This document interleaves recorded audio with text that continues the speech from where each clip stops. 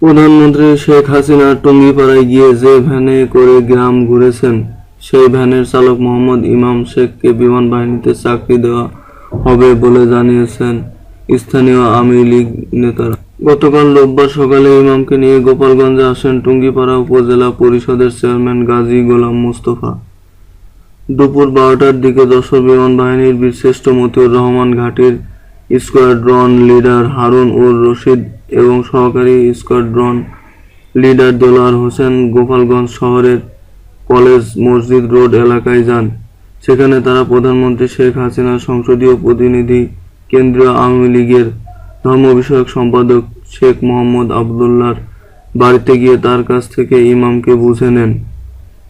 এ সময় সেখানে জেলা আওয়ামী লীগের সাধারণ সম্পাদক মাহবুবুল আলী খান এবং গাজী মোহাম্মদ মোস্তফা উপস্থিত ছিলেন।